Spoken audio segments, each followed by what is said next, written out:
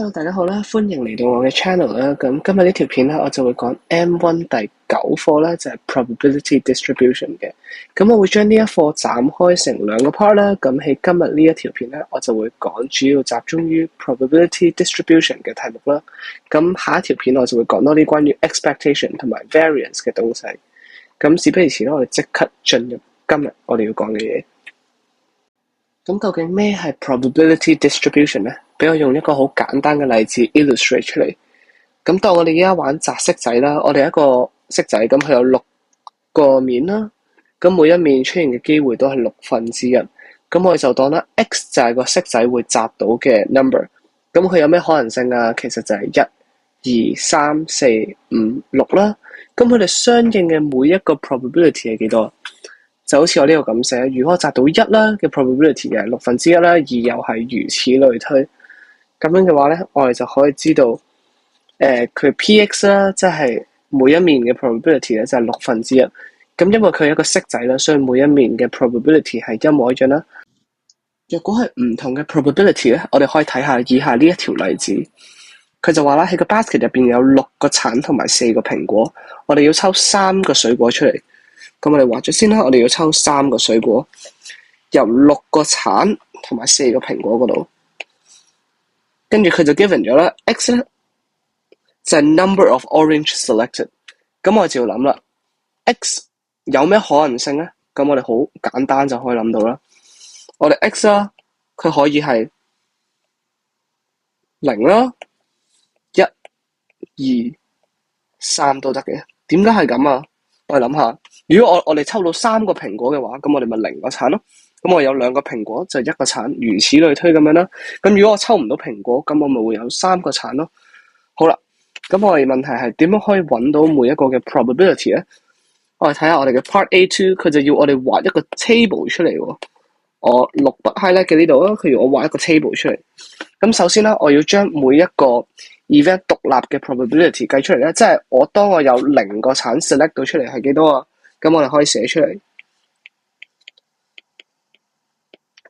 當0個橙嘅時候啦，我哋就要諗啦。我哋喺10個水果入邊抽3個啊嘛，所以個分母就係10C3啦。咁個分子要點樣先可以抽到0個橙？就係3個蘋果。所以咧，當 x 等於0嘅時候咧，呢個就係佢嘅 probability 啦。咁我篤一篤機，就會等於1/30啦。咁跟住咧，我哋就去到做 x 等於1啦。x 等於1，即係點樣咧？你哋可以留意我紅色筆呢度啦。即係當你抽到1個橙、2個蘋果嘅時候，咁你嘅 probability 又會係幾多咧？同樣啦，分母都繼續係10C3啦，因為你10個水果抽3個。依家咧，你就抽1個橙，就係6C1啦。個6有啲核突少少。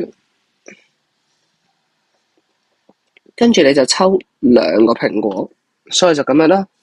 我哋就可以知道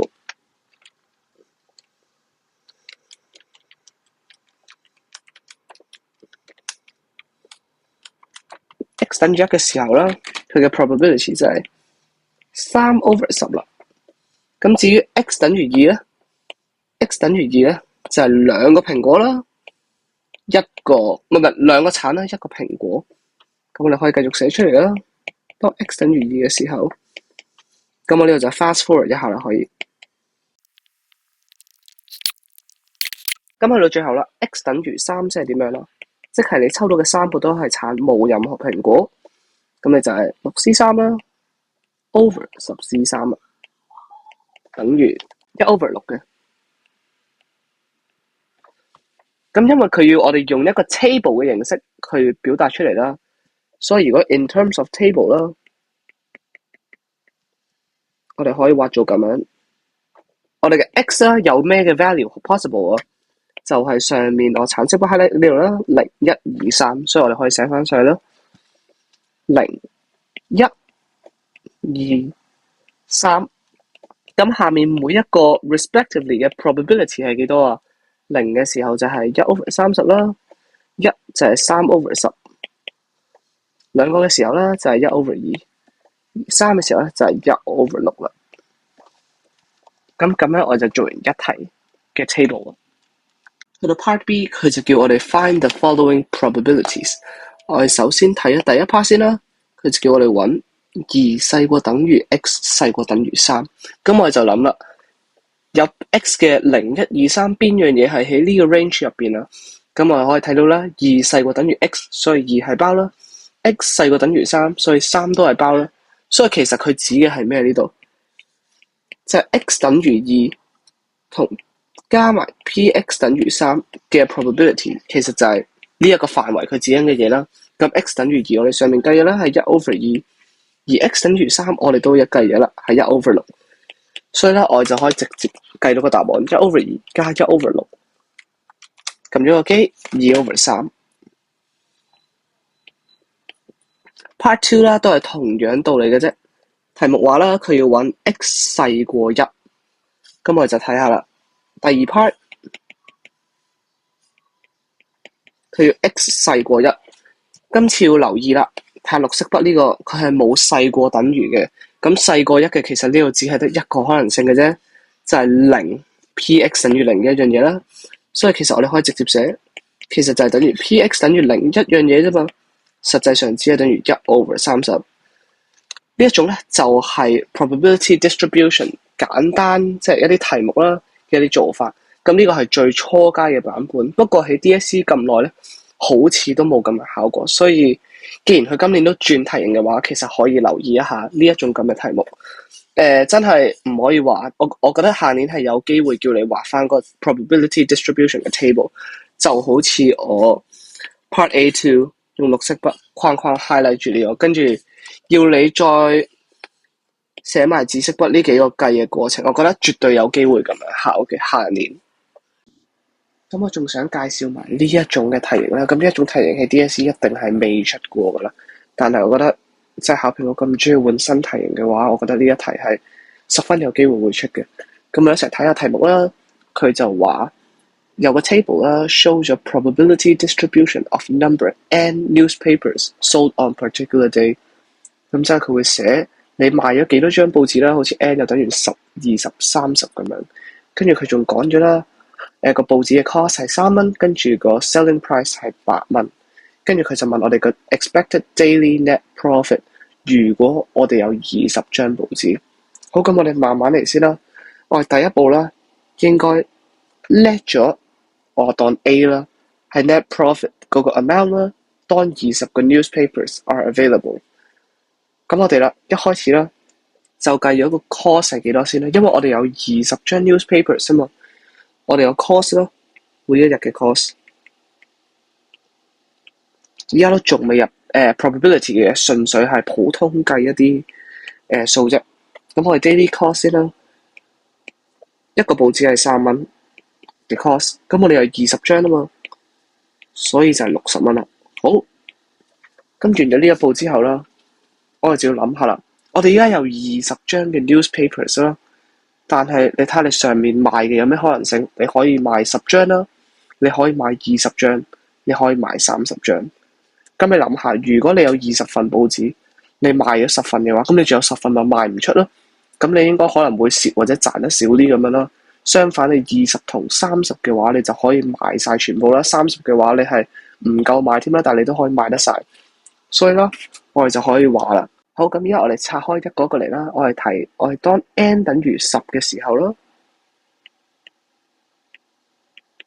我哋有20份 available， 但我哋就係買得10份啫喎。咁其實我哋賺少咗或者可能會蝕錢啦。咁我哋就計下我哋嘅 net profit 係幾多啦。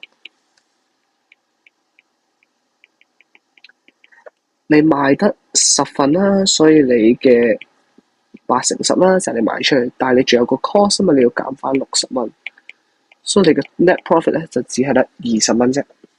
咁我哋再睇下啦。當 n 啦，你去諗，無論係20同30嘅話，因為你只係得20份 available 啫嘛，即係如果你有30份 available，咁你就可以買30份啫。但係因為你而家得20份，所以就算有30個人嚟排嘅話，你都只可以買20份。而咁嘅道理嘅話，我哋就可以寫當 n 大過等於20，咁即係其實係20同埋30咯。佢哋嘅 net profit 啦。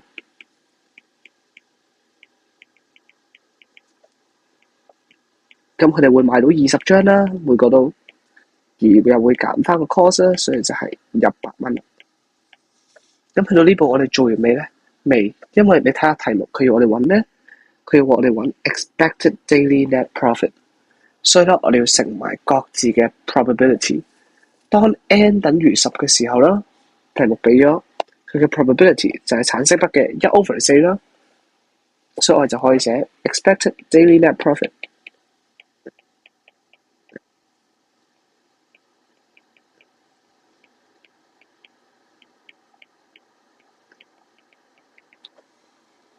係等於你個 probability 啦乘以你嘅 net profit 啦。咁之後啦，因為 n 大過等於20，即係20同30嗰兩個 probability 加埋啦，所以其實即係你簡單啲寫，你可以就咁寫1減1/4啦。但係如果純粹係寫得清楚啲嘅話，你都可以咁樣嚟表達嘅。咁其實呢個係3/4啦，一睇就睇到噶啦。咁我哋要乘埋呢個100啦。咁去到最尾咧，我哋就可以直接出到個答案，佢嘅 expected daily net profit 係幾多？咁我哋撳個機，應該係80蚊嘅。去到 Part B 啦，佢就問我哋去 maximize 個 daily net profit， 我哋應該有10、20定30個 newspapers available each day 咧。咁我哋 Part A 已經計咗，當有20個 newspapers available 啦，我哋嘅 expected daily net profit 就係80蚊。咁我哋依家要做嘅就係要去揾埋10同埋30個 newspapers available for sale 啦。咁佢哋嘅做法其實同 Part A 一模一樣啦。咁我哋要做嘅第一步啦，都係叻咗先啦。咁因為 Part A 我用咗 A 啦，咁我今次就用 B 啦，就 let B be the net profit 啦。咁我揀咗10呢個 case 先啦。When 10個 newspapers is available for sale each day 啦，咁我唔寫晒啦。咁我就要諗啦，我哋而家有10份報紙 available 啦，而上面有邊幾個可能性可以買到嘅人？你有10個人嚟買啦，20個同30個。但係好，你要留意，因為你得10份報紙啫嘛，無論你係10、20、30，其實你都一定賣得晒出去喎。所以就造就咗一個好特別嘅呢樣嘢啦。不過喺呢樣嘢之前啦，我哋都要揾咗個 daily cost 先啦，好似上一題咁樣。咁因為你有10份啦，每一份3蚊，所以你嘅 total cost 就係30啦 daily cost。跟住我哋又要諗下唔同嘅 case 啦。當 n 等於10、n 等於20同 n 等於30。正話我講啦，因為無論點你都可以賣得晒呢10份啊嘛，所以其實佢哋3個嘅 expected net profit 係一模一樣嘅喎。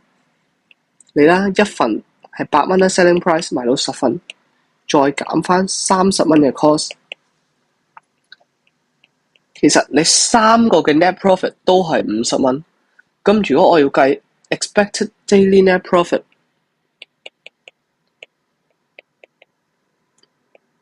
我咪將佢乘翻相應嘅 probability 咯。咁當然我呢度複雜咗啦，因為其實呢個最後答案係50啦。因為當你乘翻每一個 probability 嘅話，你最後因為1/4，橙色筆 highlight 呢個啦，1/4、2/5同7/20加埋一定係等於1噶嘛。所以你無論點樣乘翻埋，你最後嘅 net profit 都係50蚊。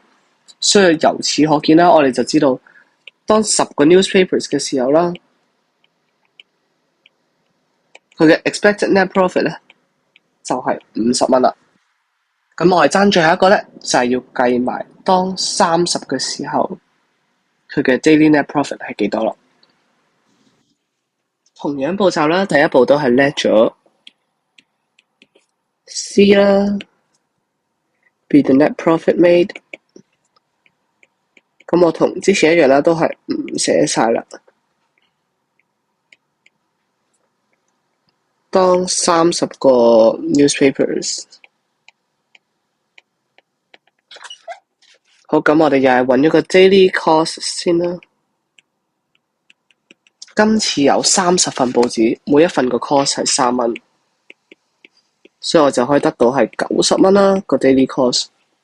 咁我要留意啦，我哋有30份嘅報紙啦，咁你可以賣到出去嘅有邊幾個可能性啊？你有10份啦，你可以賣到20份啦，或者賣30份。咁如果你賣10份，咁其實你賣唔晒噶啦，20份你都賣唔晒啦，30份就啱啱好賣得晒。所以我哋要拆開3個 case 去諗。當 n 咧係等於10嘅時候，個 net profit 我哋就係賣到10張啫喎，所以8蚊一張啦，乘10要減翻你個 cost， 你有30份，所以你咁樣睇嘅話，你係倒轉頭蝕緊10蚊嘅喎。當 n 等於10嘅時候，咁當 n 等於20嘅 net profit 咧，今次你賣到20份啦 ，cost 都係一模一樣，而你係賺到70蚊嘅呢個。去到最尾啦，當 n 等於30，就係你咁啱可以將你手頭上所有嘅報紙賣晒啦，乘30啦，去減翻你90蚊嘅 cost， 咁呢度就係150蚊啦。咁去到呢步啦，我哋要揾埋我哋嘅 expected daily net profit 啊嘛，所以就要乘埋上面每一個嘅 probability 啦。逐個嚟睇先，我哋1/4啦，上面我哋睇。咁我首先用橙色 highlight 筆呢個1/4就係 corresponding to 我哋嘅-10蚊啦，所以我哋可以寫啦1/4乘以-10啦，係第一嚿。咁第二嚿係咩啊？就有綠色筆呢個啦，2/5同埋70蚊啦。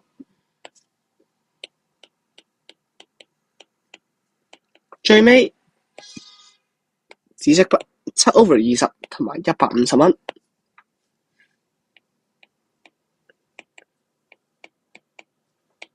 咁我哋就將呢一堆嘢篤個機啦，你就可以揾到佢嘅 expected daily net profit 咧係78蚊。咁樣嘅話，我哋就揾晒3個10、20同30嘅時候啦，佢哋嘅 expected daily net profit 啦。咁我就唔完整寫晒出嚟啦，我就寫簡略啲嘅呢度。咁當喺10個嘅時候啦，我哋計到佢嘅 expected daily net profit 係50蚊。咁我寫得簡略啲啦。當20個嘅時候啦，佢係80蚊。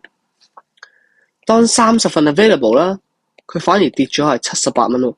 即係你唔係越多報紙 available，你就會賺得越多，因為你個 cost 自然都大咗啦。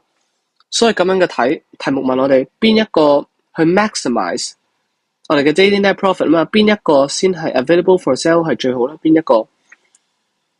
咁我哋睇住紫色筆呢3個啦，邊一個係最多錢啊賺得？